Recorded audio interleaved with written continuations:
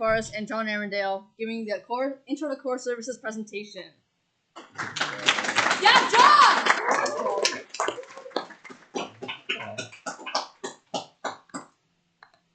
There you go. I also just realized we forgot who am I slides. That's fine. Hi, I'm Leah. This is John Arrandale. I'm John. Usually I have a class now, but it's canceled today, so I'm here. Yay! Okay, what are we going to talk about, guys? What is a service? Some common services. Other technologies, practical integration. It's going to be great. Okay, guys, what is a service? It's a software that performs automated tasks, responds to hardware events, or listens for data requests from other software, and is loaded automatically on the startup of your machine. It runs in the background without you having to interact with it at all. Yeah. So let's start first with Telnet, or terminal network. Yeah, it's old, and you can see everything, and you should not use it. It's bad. That's all you have to know. Here's an example of a capture where you can tell that there's Telnet being used. For example, in the protocol, there's no way to point. Yeah, in the protocol, it tells you Telnet, and then info is just right there. It's there. Yeah, this is like a closer view. You can just see it in plain text. Login, password, all the details are right there. The better thing is SSH, Secure Shell, a replacement for unencrypted Telnet, and yeah, you access remote computers in a network through SSH. It authenticates the user, transfers it to host, relays output back to the client, and you can do a bunch of stuff in the config file, which is found in etc sshd-config. Yeah, it's a nice graphic to show you how it works. It's all encrypted, and I think, yeah, okay, I'm going to talk about, like, this is the config file, and it has a lot of important things, like it tells you what port it's on, where it's listening, you can specify host keys, you can specify the log level, and then at the bottom, it's like how many max sessions of SSH you can have at one time. If it uses public key authentication, permit root login is an important one as well. And I want to get to this graphic, which explains it more in depth. So what happens is you generate your SSH key, and you, as a client, you have the secret key, and then the server has the public key. And first, just to initiate the connection, you talk to the server. It generates a random message just like, hi. Sends it back to you. You encrypt it with your secret key. Send the encrypted message back. It decrypts it with the public key. And then once, like, it makes sure that it matches because you both have the key. Then you agree on the session, and then you can just transmit things. And that's how SSH gets set up and starts happening. And here's a capture of SSH. Again, you can see that it's using SSH in the protocol column, but then everything's encrypted, so you can't just like open Wireshark and look at it. Yeah, so FTP, or File Transfer Protocol, is basically one way that we can send files from one location, so one client, to another, or to a server, or from a server to a client. Basically, transfer files between here and there. So the thing with FTP is that between the client and the server, it's not encrypted, and there are basically two modes. There's active mode and passive mode, and we're gonna get into what they are and the difference between the two. So regardless of if you're in active mode or passive mode, you have two different channels which get established: the command channel and then the data channel. So the command channel, what's going to happen there is essentially any communication relating to, as the name implies, commands for FTP. So this could be things such as, saying to the server, hey, here's the file that I want, start the transfer, or hey, put a pause on that transfer, stop it, hey, what's the status of the transfer, things along those lines. And then the data channel is going to be essentially where your actual data is going to be sent. And sort of the reason why we have two different channels is so that, we can send data, send our files over while also being able to send commands at the same time, without needing to wait for the transfer to finish. So going back to active versus passive, essentially what's going to happen is in active FTP, the command channel is going to first be established by the client, and then the data channel is going to be established by the server. That's in comparison to passive, where the client is going to establish both. So here's sort of nice diagram that sort of shows it. So you can see at the top we have active FTP, and essentially the client is going to, is going to connect to port 21 on the server from a high port, and then it's going to establish, that control connection. And then what the server is going to do is from port 20 on the server, to some high port on the client, it's going to initialize that, that data connection. Whereas, on the bottom, as I said, what's going to happen is the client is going to do both. It's going to, connect to port 21 on the server, and then, for, some high port on the server for the data connection. So, does anyone want to guess kind of which one is sort of more used today? Ignoring that, all right, we have SFTP, which is the more secure version of this. But if we're just using FTP today, which one do you think we're going to use more? Yeah. Yeah. Do you know why? Because you don't have to wait for the server necessarily to do the input. Yeah, kind of. To some extent that. Sort of the main thing is going to be that if you think today, all client devices have some sort of firewall, whether it's through a network device or through software on the client itself. We have firewalls, and basically by default, it's going to prevent this connection from being established, because it's coming from, some foreign source. So that's kind of the main reason why sort of passive is sort of the one that is more used. But instead of really using FTP, if we're actually going to be transferring files, we're going to use SFTP instead. And that's because it's more secure. And the reason why it's more secure is we're going to essentially do our file transfers over SSH. So that's going to make it encrypted, and as the kind of bullet point said, same concept, but now we're going to use SSH as that underlying tunnel. So sort of how this is going to work is pretty simple. You have your private key and your public key between your two devices. So if you're trying to get, let's say you're trying to get a file from the server, what's going to happen is the client is going to, take that request, encrypt it with the private key, send it over to the internet. Your FTP server is going to decrypt that with the public key. It's going to see, oh, you want, X file, let me send it over. And essentially that whole process happens, now in reverse. Okay, let's talk about VNC. So, yeah, VNC, I'm just going to read. Cross-platform screen sharing system that's created to remotely control another computer.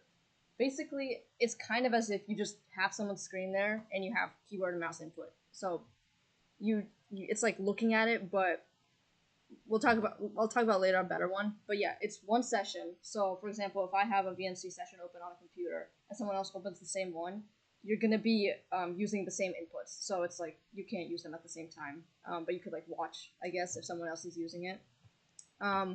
And there's support for all types of operating systems. And as an example, on the stack, it uses VNC. So if you open the same box as someone else, again, you're going to be able to like see exactly what they're doing, controlling it, as long as you have access. But it's kind of annoying because usually you can't like copy paste or interact more closely with your host system. So it's kind of just like looking through a window and being able to control it. Oh, and then I was like, so what you can do, you can go on Shodan, you can search up VNC and authentication disabled. And then you could just like see people's screens, like if they have it open to the internet. So sometimes it's just like, I'll log into a computer. Sometimes it is logged in and they're just using it. Like that's yesterday, the 17th, right? Yeah. They're having trouble with their google.com. This one, yeah, I don't know. They're watching YouTube. They have like Amazon tabs open, and I think that's Uber Eats and stuff like that. Man, I just had fun. I just like started clicking through these things. Someone has like Call of Duty files. I don't know. Yeah, another desktop. This looks like some kind of like control panel. Like it's not a computer. I don't know. Chemical injection, and then like Italian construction stuff. I'm kind of concerned that this is out there. And then German stuff. I don't know. On Windows 7 also. So it's fun. It's fun stuff to just like it's out there, and you can just like look at people's stuff if their VNC is open. Moving on, MySQL service. Or structured query language, or SQL, or SQL. It's a database. You do database things with it, and you would store stuff like user creds or blogs or like literally anything else that would be on like the back end of a website. Any information. It's on port 3306, and you interact it with a SQL client. So you would send it SQL queries like delete from table where name equals Dan. And with that comes SQL injection. If you have a front end that doesn't do input sanitation, or like text input sanitation, then it's vulnerable to SQL injection. So right there, it's kind of blocked, but the example is you start with a query, and then you say, or 1 = 1, which is always true. Then you do the 2 dashes. The dash is all blocked, but 2 dashes would be a comment in SQL, and then it would kind of, like, you can bypass what it's actually doing and just dump the database or whatever you want to do with that. Yeah, some more information about MySQL is that it came out in 2000, and Oracle continues to offer it and maintain it as a free product, but there's also paid services on top of it. But it is open source, so that's cool. RDP, another way to connect to computers. This is Windows specific. It's developed by Microsoft. And yeah, it gives you a GUI to access the system remotely. This one's kind of nice.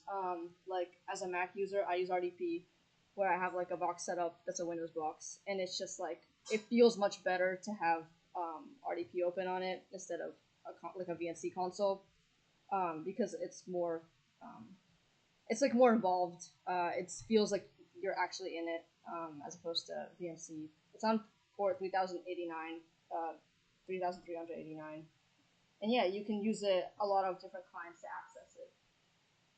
That's probably it for that one. DNS. I don't know, this is from like an old slide. It's always DNS. That's what you need to know.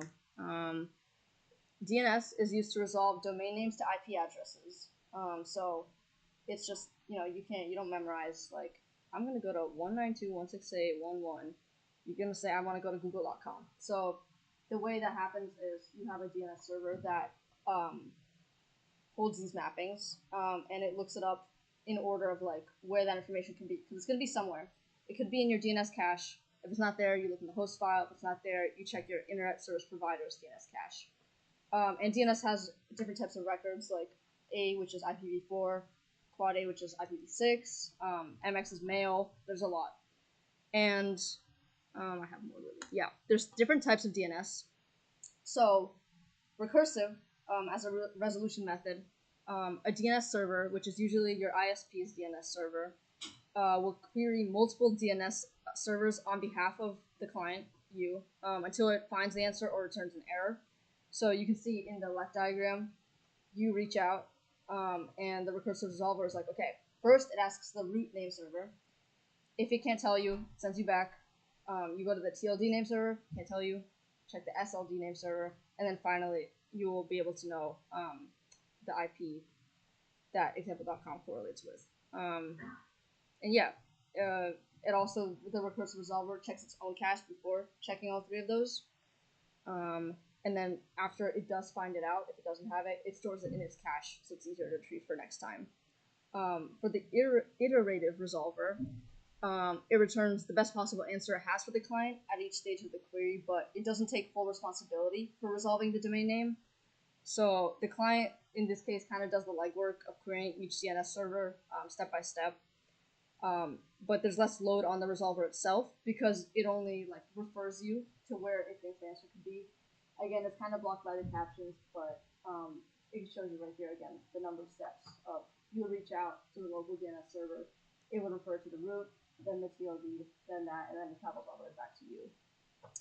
And it's usually used in like lower level DNS servers for like specific network setups. And some commands that go with DNS are dig and nslookup. So dig is domain information grouper, and it provides you with more thorough DNS results that are like, that's the one on the top. It's a lot of different information about like just the domain. There's like stuff about Google site verification. Yeah, just a bunch of like other stuff. But usually, like if you're debugging or something, at least me, I use NSLOOKUP because it just tells you. Like for this one, this screenshot is in interactive mode. I'm pretty sure.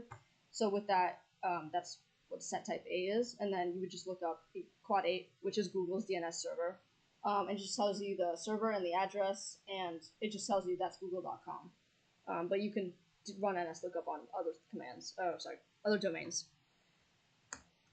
Now let's talk about NTP. NTP is Network Time Protocol. It synchronizes clocks. That's how your computer knows the time. And the way that works is it uses a hierarchical semi-layered system. So right there, you see the clocks at the very top. Those are on stratum 0. So that's like the levels are called stratums. I think I'm pronouncing that right. And those are like the super high precision timekeeping devices, like atomic clocks or like radio clocks or PTP synchronized clocks. Like those are the trustworthy ones. Then the red arrows, they indicate like network connections from the computers that go below, and the yellow ones are a direct connection. So on stratum 1, it's like the ones that are referencing the stratum 0, and basically that's how they know the time. It's important because services that use SSL or TLS, which I'll get to a little bit later, but that would be like HTTPS websites and VPNs. They need accurate times because they validate certificates, and like they need to be able to know the time to check if the lifetime of the certificate is up. And yeah, that's for like validity of certificates. Active Directory is also highly dependent on NTP because it uses Kerberos, which we'll get to later, for authentication, and that needs clocks because the domain controller and the clients and the servers, they need to be synchronized. And yeah, Windows also uses something called Windows Time Service, which is not exactly NTP, but it's a close implementation according to their guidelines. Yeah, and that's the guy who invented it. His name is David L. Mills. I just saw him on the Wikipedia, and I felt like I had to give him credit here. Okay, let's talk about VPNs. A VPN is a virtual private network. It creates a secure encrypted connection between your device and a remote server over the internet, and it hides your IP. So, you would use it in places where you think the Wi-Fi would be insecure, like a coffee shop or like a library or something like that. And yeah, it uses different types of encryption. For example, there's Internet Protocol Security, or IPsec. So that would be like one that's compatible across a lot of devices and networks, and it's often used for site-to-site VPNs and remote access. I'll explain what site-to-site is in a second. TLS or SSL TLS, it encrypts traffic at the transport layer. That's why TLS. And it's used for web-based VPNs for remote access via browser. WireGuard is a more modern version. It's like a lightweight VPN protocol designed for simplicity and high performance, and it uses state-of-the-art cryptography, and it has faster connection speeds and reduced complexity, like older ones like IPsec, but it still has strong security. But a known limitation of WireGuard is, as you can see in this capture, it doesn't it doesn't focus on obfuscation, so it's easy to pick it out. And then talking about the different tunneling protocols, OpenVPN is an open source VPN protocol that uses SSL for encryption. Point-to-point tunneling protocol, that's PPTP, is one of the oldest protocols for VPN and is widely supported by a lot of operating systems. It's fast but less secure. And then L2TP is layer 2 tunneling protocol. It's an extension of PPTP, and it's used by ISPs to enable VPNs. To ensure security and privacy, L2TP has to rely on encryption protocol to pass within the tunnel, so it doesn't offer that. And yeah. Mail service, this one's pretty simple. It processes your mail, so you have the mail server listening for mail requests, and then it looks at who the target or like the recipient in the mail is, makes a decision of where that should be relayed to, and then the recipient downloads the message. So yeah, I should have put these pictures on the other side. But yeah, basically you have the sender sending it over SMTP. That's the internet, and then it uses popular IMAP which allows you to download from the inbox to the local computer, or you just see all the files on the mail server. That's the two ways. Yeah, Active Directory. That's a pretty important service. Developed by Microsoft, released with Windows 2000, but actually in 1999, if I remember correctly. It authenticates and authorizes users. We have James Southcott here because he's basically synonymous with Active Directory. I'm not going to spend too long on this because we do have a whole education talk from last week, Intro to IAM. But yeah, it comes with a lot of different services like domain services, lightweight directory services, certificates, services, a lot of stuff.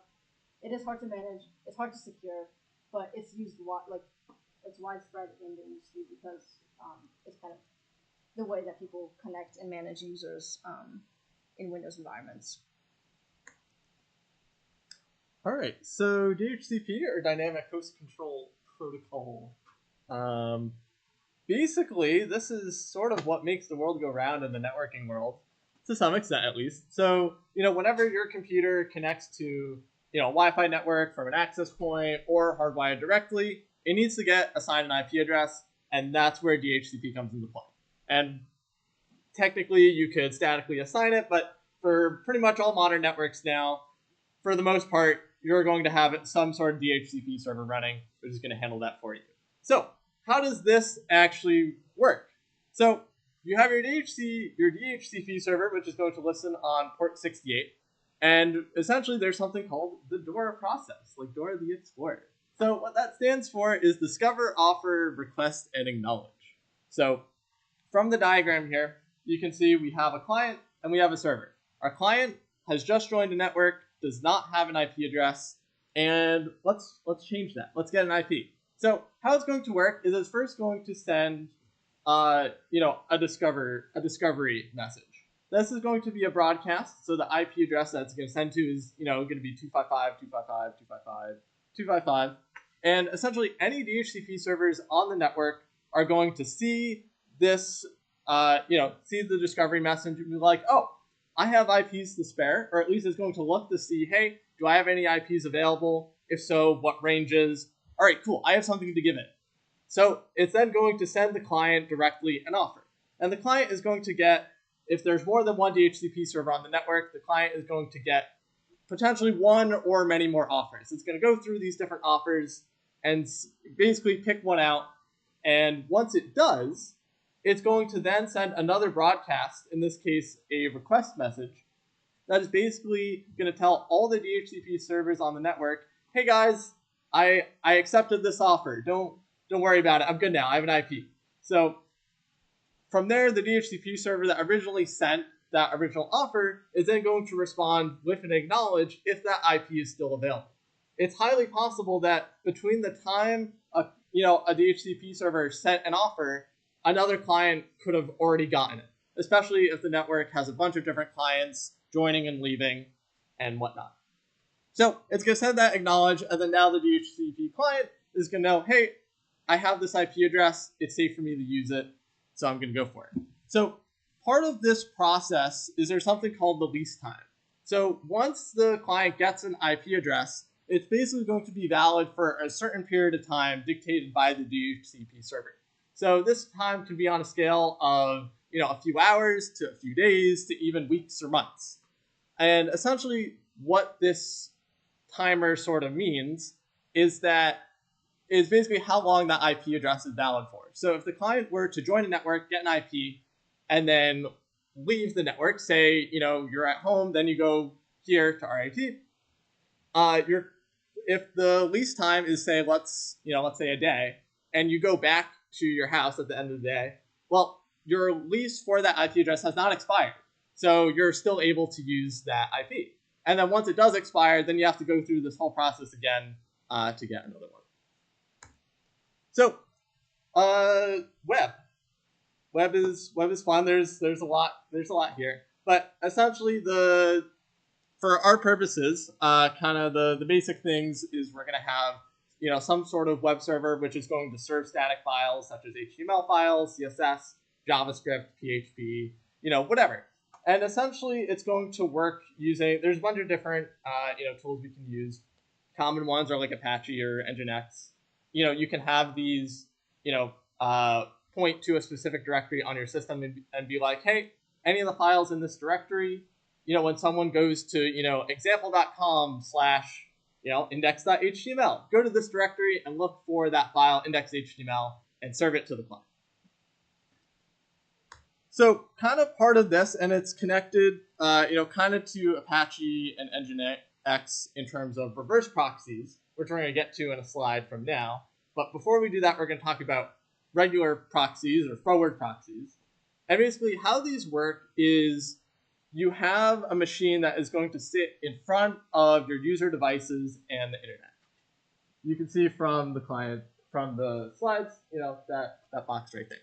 So essentially what's going to happen is our forward proxy is going to essentially mask who, originally made a certain request to a server. With proxies, it's generally not encrypted, and then they also have the option, depending on a request or response, to either drop or allow it to go through. So essentially, if from a client you're trying to access google.com, what's going to happen is that request is going to go, to your forward proxy. Your forward proxy is going to take that request and then go through the internet and actually send it to one of Google's servers. Google servers are going to, take that request, process it, send it back to the forward proxy. And as far as Google is concerned, it's just the forward proxy that sent the message. It has no idea that there's this other client that was really behind it. And then the forward proxy is going to take that request and then send it back to the client. Now, where reverse proxies come into play is it's sort of the opposite of that. So where with forward proxies, we're going inside our network out. With reverse proxies, we're essentially going from outside our network in. So how this is going to work is your reverse proxy is going to sit in front of one or more web servers, and it's going to forward requests that it gets, to a specific client on the local network. Now, these are typically used, to enhance security, performance, reliability. It essentially even makes managing things a lot easier because instead of needing to worry about multiple devices all exposed to the internet, you just have this one device that you kind of need to manage. So if you're trying to, if you're hosting a website, like OpenStack.ritsec.cloud, your request for OpenStack is first going to go to this reverse proxy, who's going to look up and be like, oh, what's the client that's, for this domain? Oh, it's, this IP address. So then it's going to forward that request, to that IP address. And it's, you can have multiple domains as well, so from a reverse proxy, it can be OpenStack or helpdesk or whatever. And it's basically depending on the domain name, it's going to know who to send that request to. Another thing that's really nice about them is there's one called Caddy, which will take care of setting up SSL certificates for you. So you get a lot of stuff like that out of the box, which is super nice. So another thing that was sort of mentioned before with Active Directory is LDAP, or Lightweight Directory Access Protocol. And basically what LDAP does is it kind of organizes information in sort of this directory-like structure. So this information is stuff like different users or groups that you have, what permissions those users have. And this information is going to be used, by Active Directory and other services and infrastructure that you may have. So, all right, the captions are kind of blocking it. Really bad choice to put it on the right. I'm sorry about that. So you have what are called DCs, which are essentially your organization. The typical layout is if your organization is like example.com, you'd have one DC for com, another DC for example, and then if you have like sub-orgs in that, you might have other DCs, but you have DCs and then you have OUs or organizational units. So kind of the best way to think about sort of the hierarchy here of what's happening is you can think, all right, we have a DC for, let's say GCI. And then within GCI, you have different departments. So for example, you could have, RITSEC as an OU in there. And within RITSEC, you might have another OU for like eBoard or general members. And then inside those OUs is where you're going to have your actual user objects, which is going to contain information, about first names, last names, email addresses, so on and so forth. So for Authentic, one of the things that we can do is we can take, which is what we're using for single sign-on, by the way, for anyone who's not aware, is all of the information that we have, which is pretty much just first names, last names, and email addresses. We can basically spin up an LDAP server, connect to it, and then that's linked to Authentic. And now we kind of have a standard way to access that information. And there's a few different tools that we can use through CLI if we wanted to query that. So one common one is LDAP search. And you can see, an example command here, where we're connecting to an IP address, and then we're doing the query dc equals dev connected, dc equals com. And then here's basically, an example of a response we would get back. So if we wanted to see what users we have in a specific OU or what OUs we have, we could use a tool like this to look it up. In most cases, you're probably not going to manually use it. If you're in Active Directory, let's say, land, you're just going to go straight to Active Directory and be like, all right, give me the GUI list. But this can be kind of convenient and is especially really nice for testing when you're spinning up an LDAP server, and you want to make sure things are set up correctly, permissions are right, all that fun stuff. All right, so then kind of previously mentioned also with Active Directory is Kvares. And this is a way to essentially provide authentication and single sign-on. It uses symmetric key encryption. And essentially how it works is your client is going to talk to, a domain controller. It's going to authenticate through there. They're going to exchange a bunch of things back and forth, as you can see from the diagram. And what's kind of nifty about it is once you're authenticated with the domain controller, you can then authenticate with other servers that aren't necessarily linked or directly connected to that domain controller. So that can be super nice, even just from like a performance and efficiency standpoint, where if you have thousands and thousands of devices that need to get authenticated, instead of going to a server directly and doing an authentication process there, where potentially it needs to, now talk to your domain controller, to make sure your credentials are correct or whatever, we can just skip that process.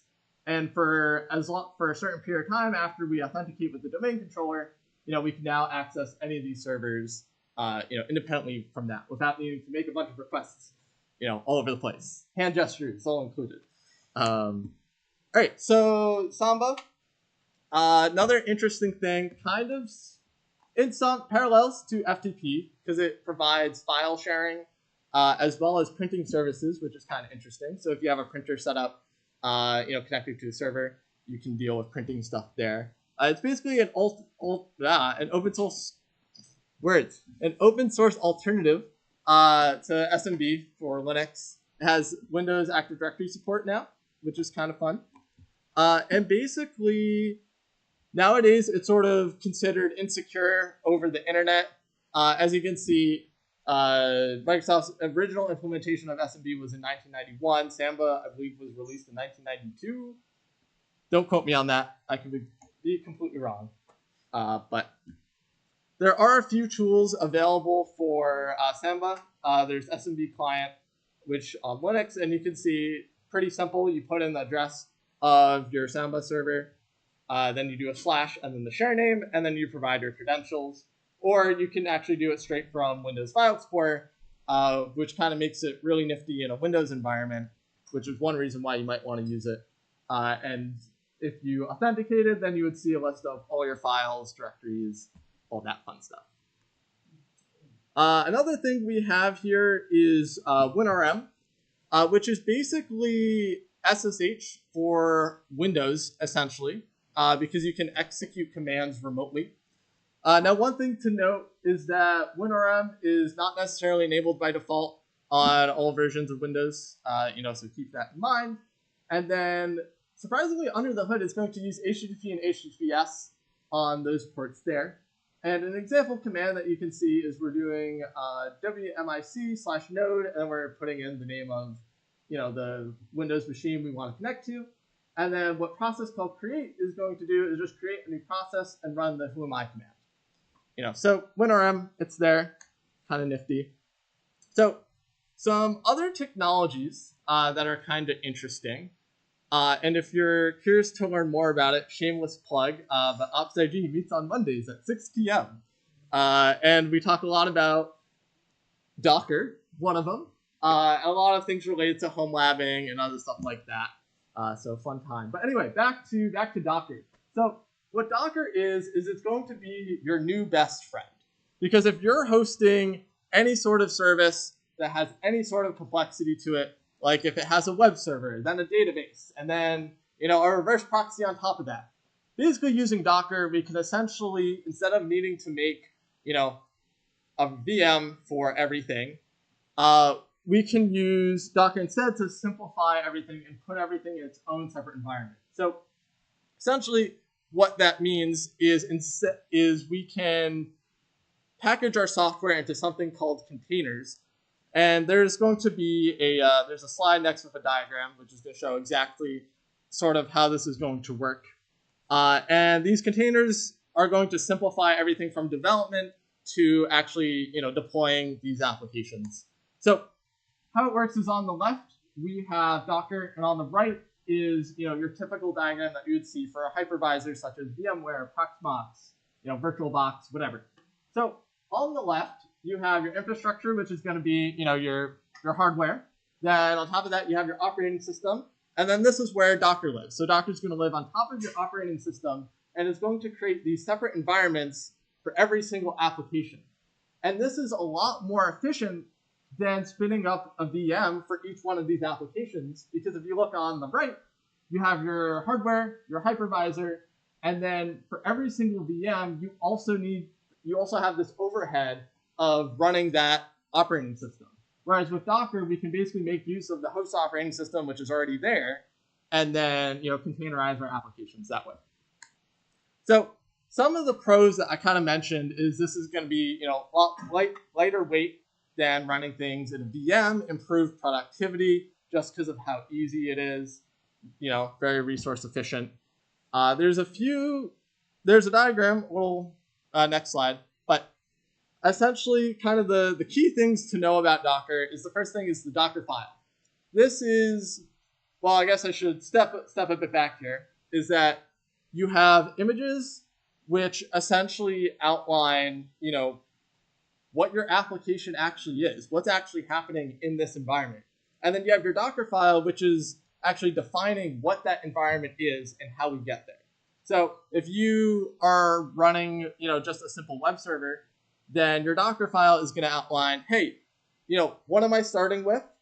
Let me copy all the files, for all the source files for my web server to this environment. If I need to do any sort of building or, actually launch it, the Docker file is going to specify that. And then what you can do is you can then take that Docker file and build it into this image, which is essentially an executable with everything packaged in. And this is what's needed to be able to run our container. And then our containers are basically going to be the running, live instances of these Docker images. And then there's Docker Compose, which is kind of interesting. And this is a separate file which you can optionally use, which is going to specify, hey, I have these different services which are using these Docker images. I'm going to use, these environment variables in them. And then from one command, I can then have Docker automatically spin up all the containers that are specified in the Docker Compose file. So this is all right, maybe not the best diagram ever to sort of give you okay, maybe that's a little higher overview than I originally wanted. But anyway, on the left, Docker build process, you go from your Docker file to your Docker image, and then you can basically take your Docker files, the Docker Compose file, stick it in the Docker Compose, and then we got our, our containers. All right, let's talk about configuration management tools. This is a really cool technology to talk about. This is basically things that enable infrastructure as code. So yeah, I mean, I'm most familiar with Ansible, but there's also similar, I wouldn't call them alternatives, but very similar technologies, Puppet and Chef. And I just listed some differences or characteristics of each one. For example, Ansible uses YAML, which stands for YAML and a markup language, so it's was a nested, what are those called? I forgot what that word is, but and then Puppet and Chef, they use DSL and Ruby. And yeah, they're kind of listed in order of how easy it is to learn, kind of, because there's a learning curve with some of them, especially Chef. But yeah, Ansible runs, it's agentless, so it's client only. So you'd have like a control node, and then it would just reach out to all of your other boxes that you're trying to use Ansible on through SSH. And there's just different vocab associated with each one. Ansible uses playbooks, Puppet uses manifests, and Chef uses recipes. And then yeah, Puppet and Chef both use REST over SSH, as opposed to Ansible. And yeah, I mean, for example, the way that we put up our compositions is we go in and we use Terraform, which I didn't make a slide on, but Terraform is more for like creating the actual boxes. So we use it with OpenStack. We have Terraform. We read all the Terraform to specify everything about what we want the network to be and what kind of stuff that we want on it, like the operating system flavors. There's a lot of specific vocabulary that comes with it, but after that, you go in with Ansible. You just have one control node, and you run an Ansible playbook on there with roles and then tasks within those roles, and you can just you write something once and then you do it to all the machines. So it's an easy way to reach out and kind of configure things, and that's what infrastructure as code is about.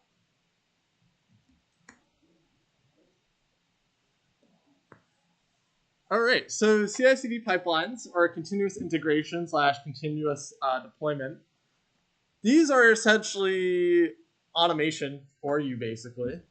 So essentially, what these pipelines allow you to do is have tight automation kind of tied into your code base, if you will. So an example of this would be, you have your Git repo, you push some commits to it, and then that could start, for example, an automated build process, which builds your application. If you have any unit tests, it run those. And then that's sort of, to kind of make sure all your code is working and it's reliable. And then from there, assuming that passes, you can then have it automatically deploy your code. So here's sort of a diagram that, kind of shows this a bit better, where you have a bunch of different developers working on application.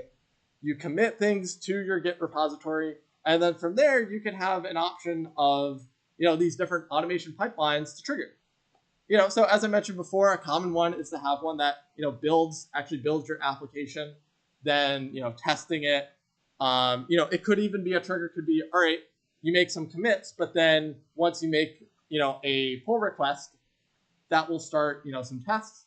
And then let's say that pull request then gets merged.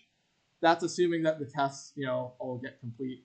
And pass, then when you merge, that could start another pipeline, which then will actually deploy your application. So it will do any other building that you need to do. Then it will go to whatever servers or services that you're hosting, and then it will essentially do all those all those manual steps that you would need to do to actually update your application, but now all automated, which is great. So in this diagram, there's also another thing, so for example, if you're doing an automated build, you can actually have it notify people that, hey, it didn't build successfully. You might want to look at that before actually deploying to production. It's also kind of nifty because you can do other stuff unrelated to that too as well. Let's say you just want to automatically generate a file every time you make a commit. You could do things like that as well. Kind of another example of the process. There's many different ways that you can use CI/CD pipelines to your advantage. If you have, a repo in GitHub, highly recommend looking at what GitHub Actions are. That's basically the CI/CD pipelines for GitHub. There's also something called GitLab Runners. If you're in a GitLab environment, very similar thing to GitHub Actions as well. Lots of different things you can do about it. I believe we use some for Obi as well, so you can, check that out too. So looking at this diagram, kind of another run through, you make a commit, that's going to trigger something to happen. In this case, a build, you can get notified of what actually happens from that build automation, and depending on the outcome of that, you might run some tests and then get notified of that and then automatically deploy to a staging environment, let's say. And then maybe you have to, manually hit a button confirming to then automatically deploy to production, let's say. Lots of different things you can do with pipelines. So microservices are kind of interesting because they get more in the realm of, CS and, software development, and kind of how we sort of structure things, or at least one architecture that we can structure things. This isn't my favorite diagram ever, but the reason why it's here is to show you that with microservices, essentially what we're doing is we're taking a large application and then we're splitting it into a bunch of smaller, completely isolated, independent parts. So each one is going to have its own realm of responsibility. And sort of the plus side of this is that this means that we can not only put like a separate development team, on each service, but each one can be individually developed, deployed, operated, and scaled without affecting the other services. And this diagram, I think, gives a great example. Ignore the top where, we have these outdated browser icons. It's fine. Don't worry about it. So let's say we have Amazon. Our project is Amazon. We're running, online shopping website. So the way microservices would come into play here is we could separate these individual moving parts of Amazon. So you might have one that is your account service. So this would handle everything from, user account creation, deletion, if you're updating user profile information, authentication even, everything related to that. And that microservice is going to have, its own, potentially its own databases and its own things like that. And then let's say you have, a product catalog. This is where all your different products are stored. And you can see so on and so forth. We can separate everything. And, again, scalability is sort of the huge thing here, where let's say we get a bunch of new account creation requests. Well, instead of needing to scale, or deploy more instances of our entire, shopping, online shopping service, we can just scale the parts that we need. So we can just say, hey, if I'm running this account service through Docker, create me some more Docker containers that handle that extra load. And then let's say all those new users are now registered and, the load has gone down. Well, now we can scale it down and then maybe scale up other things like the product catalog service. So it really comes into play, when we're thinking large at scale and how to balance load and things like that. So kind of to put all of this together, I sort of have, I found an example repo. Some of you might be familiar with this. CTFD is actually a great example of a lot of these at play. So we're sort of running out of time here, but I highly recommend go to the GitHub link and go through all the different files in that repo and see what you notice. So there's a lot of things going on with Docker and Docker Compose and multiple, different services being deployed that way. They have some automated CI/CD pipelines related to automated Docker builds and unit tests. They're using Nginx for a reverse proxy situation, so there's a config file in there for it. They're doing some things with databases and with MySQL, and then kind of the rabbit hole goes a little bit further, a bit more of a stretch, but if you actually want to deploy CTFD, well, you need to use SSH for that, to actually remotely access your machine. And then you would have to set up, your DNS records like we talked about, to then actually access it from the web. So I originally was going to, go to the link, and show you guys some of this stuff. But, we're running out of time a little bit. So highly recommend you do that. There's lots of things there. Or find another application on GitHub that you really like and go through it and see what you see. Because a lot of what we talked about today is used, all over the place. So, anyone have any questions on anything? Yeah. For your part on VPNs, if we wanted to use a VPN, do we have to go through a provider, or are we able to do that ourselves? It depends on what you want to do. I mean, providers. Yeah, I'm not gonna go all that. That's far. This slide's far away. But yeah, I mean, there's free ones, there's free services, and there's nothing wrong with using those because it's all set up for you. For example, there's free apps you can download on your phone, I think, as everyone knows.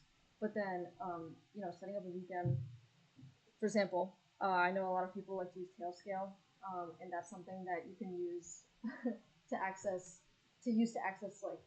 your own machines and kind of keep stuff offline and use it as a local VPN as opposed to just for the purpose of hiding your IP or masking your IP and then hiding your traffic that way. But it really depends on your use case. and there's a lot of different options. Does that answer your question? Yeah, thank you. Yeah. Oh, I have a question for you. Where do you store your SSH keys? It's not the best place. Well, it depends. No. There's if you're on a Linux system, typically they're kind of all dropped in a place called, the .ssh folder in your home directory. Kind of similar thing on Windows as well. I will store them on I have a follow-up question. Yeah. Where do you ideally store your physical keys for your house and car? Personally, I use a key ring. It's like lanyard for one. Whoa. Oh my gosh, let's go.